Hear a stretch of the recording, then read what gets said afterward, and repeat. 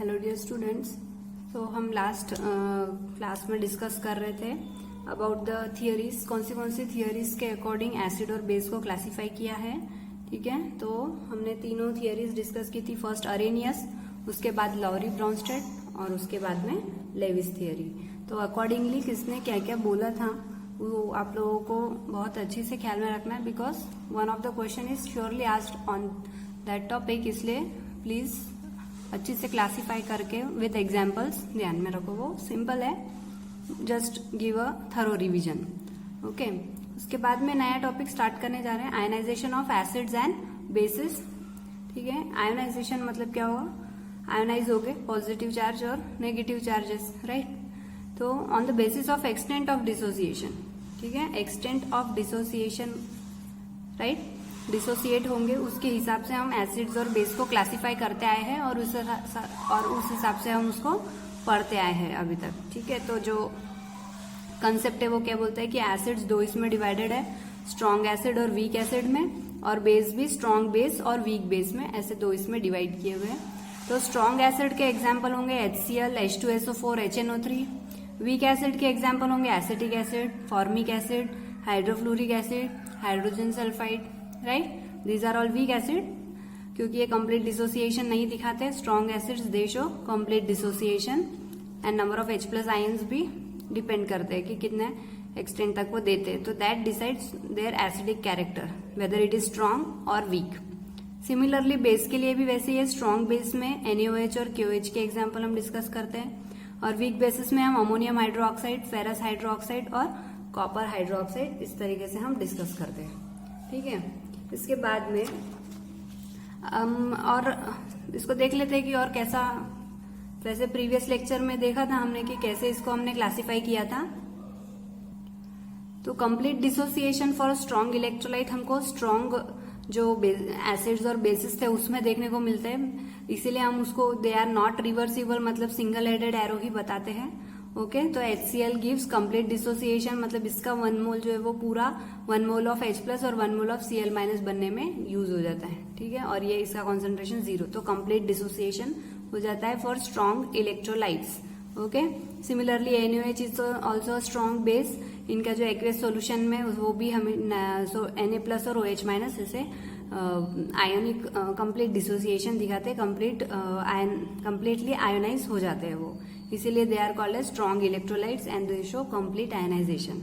Okay, और जो partial dissociation दिखाते हैं वो कौन है, वीक इलेक्ट्रोलाइट। उनको हम डबल हेडेड एरो से बताते हैं, क्योंकि एक्वेस सोल्यूशन पे वो टू सम एक्सटेंट वो आयोनाइज होते हैं, ठीक है, या फिर डिसोसिएट होते हैं, और उसके बाद में वो ओरिजिनल फॉर्म में भी वापस आने की कोशिश करते रहते हैं। पर एक इक्विलिब्रियम मेंटेन होता है कि इसके जो नंबर ऑफ मॉलिक्यूल्स है और इसके जो आयंस है वो एक इक्विलिब्रियम मेंटेन करके रखते हैं। इसीलिए ये जो रिवर्सिबल साइन का जो एरो है it shows about their equilibrium of this acid, और ये इक्विलिब्रियम ऑफ द बेस। ठीक है, Ka और Kb अभी हम पढ़ने वाले हैं।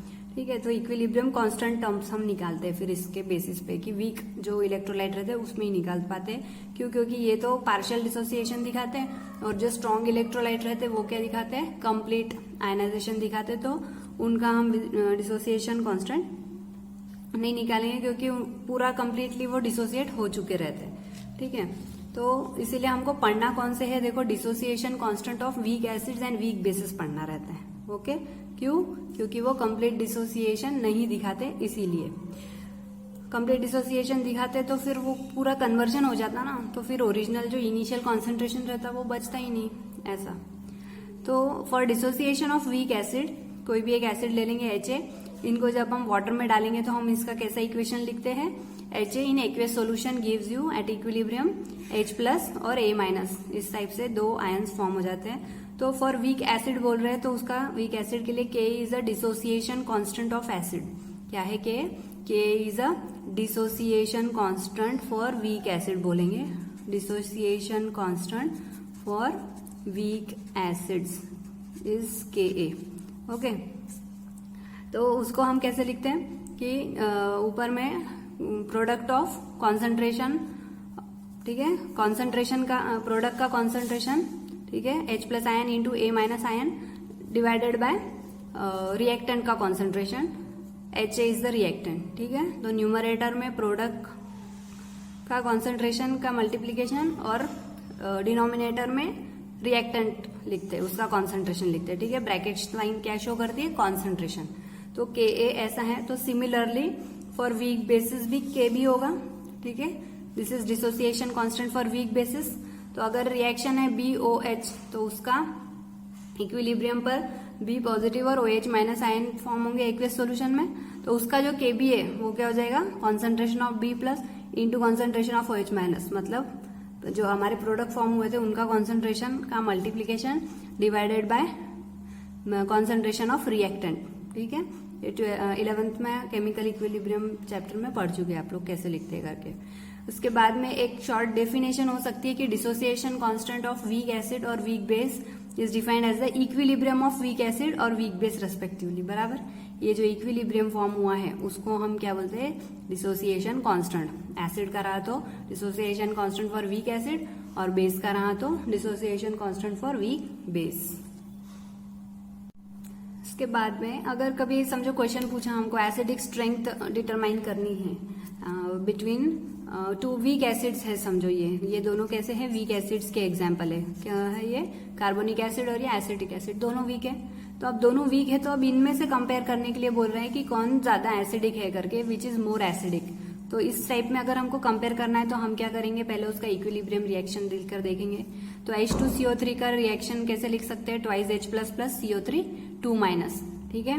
और एसिटिक एसिड को कैसे लिखते हैं, CH3COH giving you H plus plus CH3CO minus, मतलब एसिटेट अनायन और यहाँ पे कार्बोनेट अनायन फॉर्म होते हैं, ठीक है। तो ये जो इक्विलिब्रियम रिएक्शन है उसमें हम क्या देख रहे हैं डिफरेंस, कि किसका, H प्लस आयन का, क्योंकि H plus ion determines the acidity. तो जिसका ज्यादा रहेगा H plus ion that will be more acidic, है ना।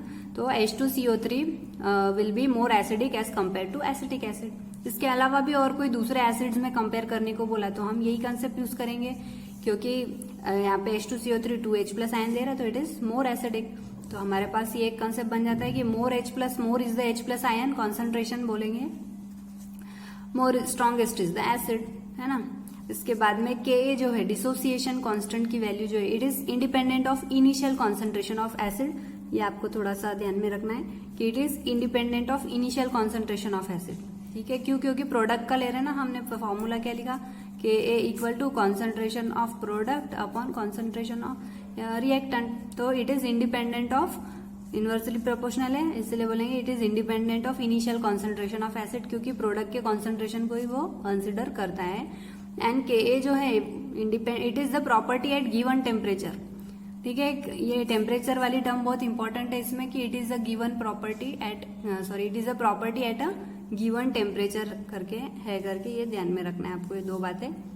इसके बाद में सिमिलरली अगर वैल्यूज दी हुई है और बोला कंपेयर करो कि कौन एसिडिक है, तो देखो वैल्यूज को कैसे कंपेयर करेंगे। एक example, compare at 25 degree Celsius, मतलब कि 298 बराबर है, 298 कैसे आया, 273 प्लस 25 इज क्या देता है, 298।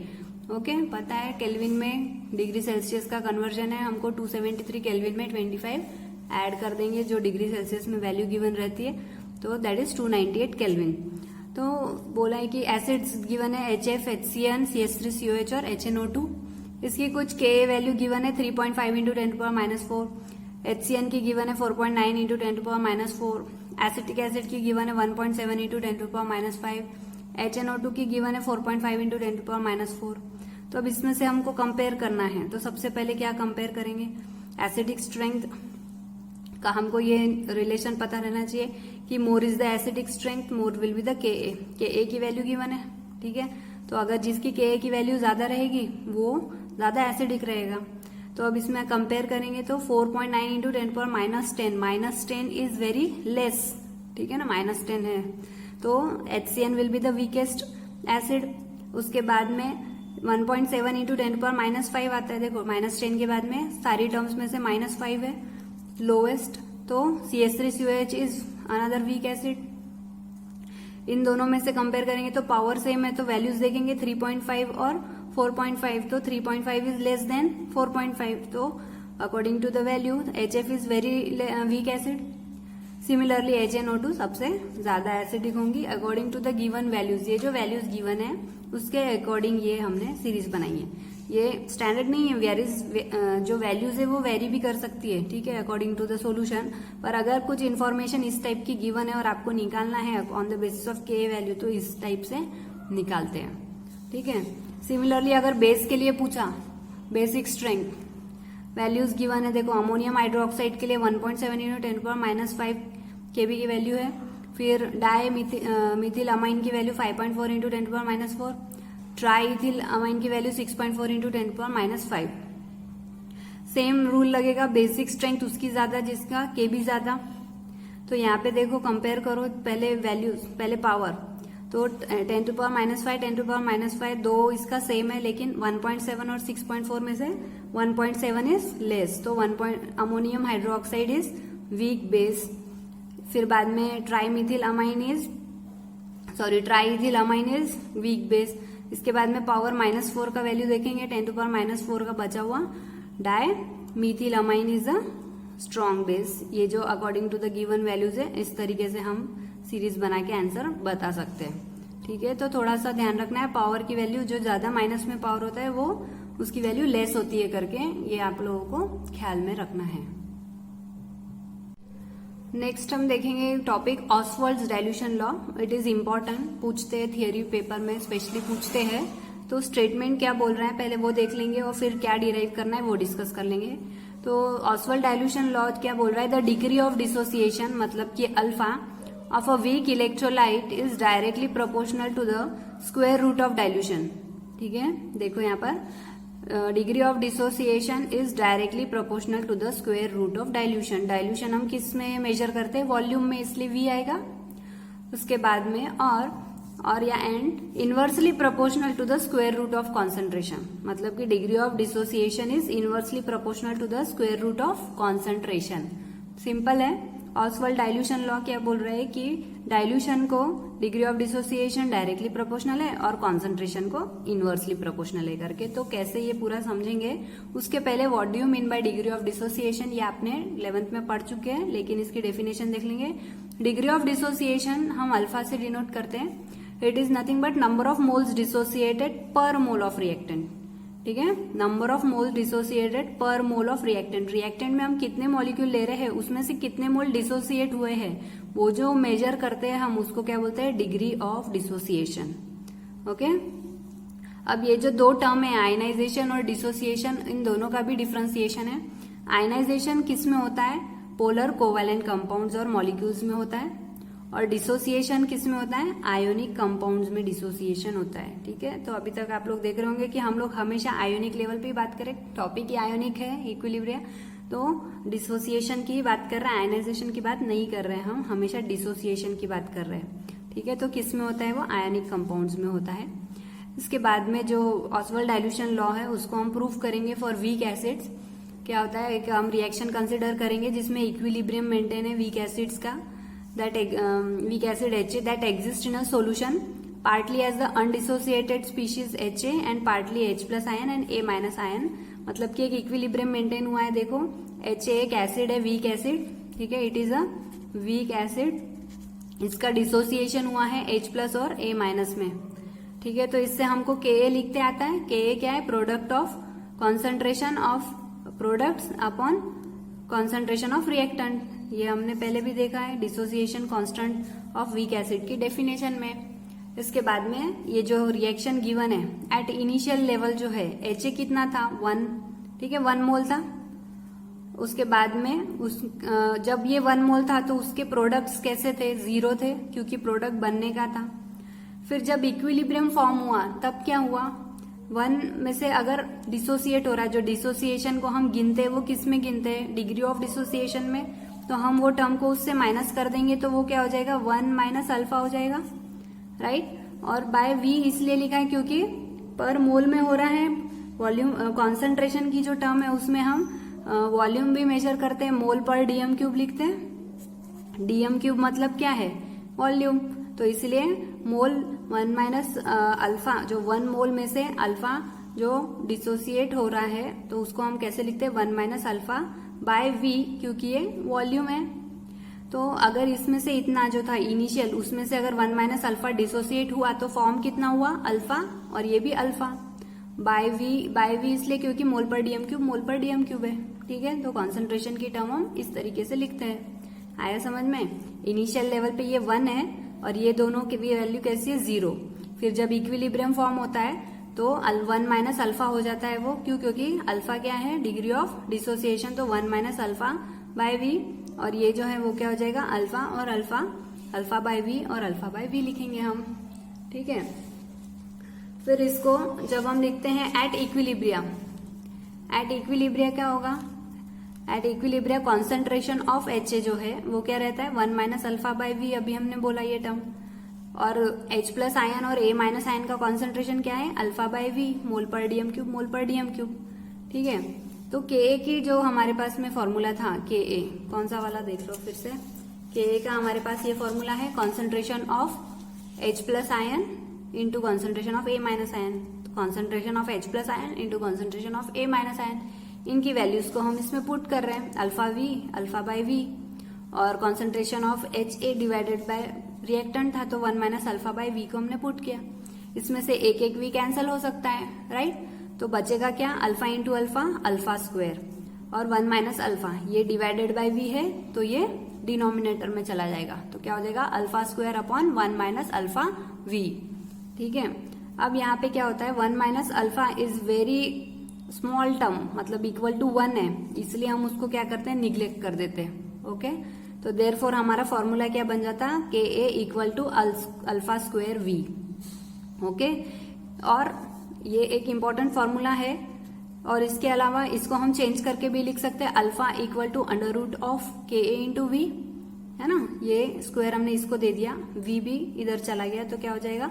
ये स्क्वायर वाली टर्म इन दोनों को लग जाएंगी, तो alpha equal to root Ka into V. अब Ka क्या है? कांस्टेंट है, डिसोसिएशन कांस्टेंट है एट गिवन टेम्परेचर, तो कांस्टेंट वाली टर्म को हम प्रोपोर्शनैलिटी साइन से भी रिप्लेस कर सकते हैं। तो देयरफॉर वी कंक्लूड कि degree of dissociation is proportional to square root of dilution और वॉल्यूम। तो ये हमारा फर्स्ट जो हम degree of Ostwald dilution law का जो हम स्टेटमेंट बोल रहे थे, ये उसका प्रूफ है, राइट। सेम चीज अगर हम कॉन्सेंट्रेशन की टर्म में बात करें तो कॉन्सेंट्रेशन और वॉल्यूम का क्या रिलेशन है कि C equal to 1 by V, concentration is equal inversely related to volume. तो C क्या है? इफ अगर C is the initial concentration in mole per dm cube and V is the volume in dm cube per mole, है ना, उसका inverse है, तो volume को हम डीएम क्यूब पर मोल लिख सकते हैं, इसका इनवर्स है। तो अगर कॉन्सेंट्रेशन को हम क्या लिखते हैं? मोल पर डीएम क्यूब, है ना। तो वॉल्यूम को हम इसका उल्टा ही लिखेंगे ना, डीएम क्यूब पर मोल, तो ऐसा लिखेंगे। तो देयरफॉर जो हमारा A इक्वेशन है, कौन सा? ये वाला, Ka equal to alpha square V, इसमें हम ये वाली टर्म पुट करेंगे, C वाली टर्म हम पुट करेंगे, तो क्या होगा? देखो, Ka equal to alpha square V, ये वाला इक्वेशन नीचे लिखा, उसमें हमको C पुट करना है, तो C कैसा रिलेटेड है? C equal to 1 by V, तो क्या हो जाएगा? By substituting Ka equal to alpha square C, ओके। तो अल्फा, अब हमको अल्फा निकालना है, मतलब डिग्री ऑफ डिसोसिएशन, तो क्या होगा? C इसके डिनोमिनेटर में चला जाएगा, तो under root of Ka by C हो जाएगा। और हमको मालूम है Ka क्या है? It is a constant term, dissociation constant की टर्म है, तो उसको हम प्रोपोर्शनैलिटी से रिप्लेस कर देंगे। तो alpha is degree of dissociation is proportional to square root of 1 by C, या फिर inversely proportional to the concentration, square root of concentration. तो ये जो हमने सेकंड स्टेटमेंट बोला था ऑसवाल्ड डाइल्यूशन लॉ का, ये उसका प्रूफ है। सिमिलर प्रूफ हम किसके लिए दे सकते हैं? फॉर वीक बेस के लिए भी दे सकते हैं। वहां पर क्या होगा? Degree of dissociation equal to Kb into V हो जाएगा, Ka की जगह Kb, और अगर कॉन्सेंट्रेशन की टर्म में बात करेंगे तो alpha equal to under root of Kb by C।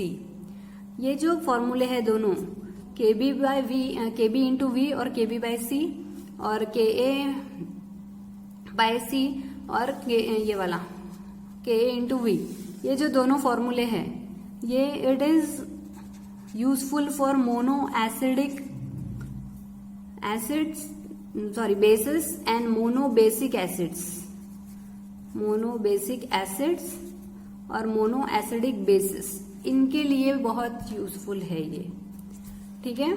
क्यों? क्योंकि जब डाई बेसिक या फिर ट्राई बेसिक एसिड्स जब आते हैं तो इनकी वैल्यू चेंज हो जाती है। तो वो कैसे चेंज होंगी, उसमें कौन से क्या चेंजेस आएंगे वो हम इसके बाद में डिस्कस करने वाले।